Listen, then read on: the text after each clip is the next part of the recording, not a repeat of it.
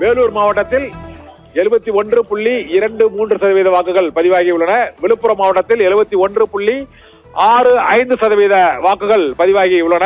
விருதுநகர் மாவட்டத்தில் 70.24% வாக்குகள். தமிழக சட்டமன்ற தேர்தல் வாக்குப்பதிவு வரலாற்றிலேயே இல்லாத அளவுக்கு வாக்குப்பதிவு மிக அதிகமாக இந்த தேர்தலில் இருக்கும் என்பது இப்போது பதிவாகியுள்ள இந்த வாக்குகளின் மூலமாக தெரிய வருகிறது.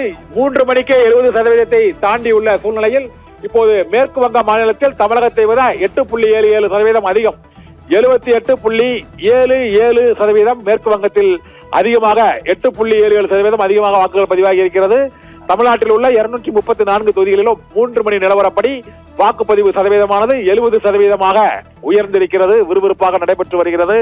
இதே போல மேற்கு வங்கத்தில் உள்ள 294 தொகுதிகளிலும் 3 மணி நிலவரப்படி 78.77%. தமிழகத்தை விட காலையிலிருந்து ஒரு 8% அதிகமாகவே மேற்கு வங்கத்தில் வாக்குகள் பதிவாகி வருகின்றன. 3 மணி நிலவரப்படியும் இப்போது கூடுதலாக 8% என 78.77% வாக்குகள் பதிவாகி உள்ளன. 3 மணி நிலவரப்படி 70% வாக்குகள் தமிழகத்தில் பதிவாகி இருக்கின்றன. 3 மணி நிலவரப்படி 4 கோடிக்கும் அதிகமானோர் தமிழகத்தில் வாக்களித்திருக்கிறார்கள். 4 கோடியே 1 லட்சம் வாக்காளர்கள் தமிழகத்தில் வாக்களித்திருக்கிறார்கள். மொத்தம் 5,73,00,000 வாக்காளர்கள். இன்னும் 1,73,00,000 வாக்காளர்கள் வாக்களிக்க வேண்டியிருக்கிறது. 6 மணிக்குள் மேலும் 1,73,00,000 பேர் வாக்களிக்கும் போது வாக்கு சதவீதம் 90% எட்டும் என எதிர்பார்க்கப்படுகிறது. ராதிகா.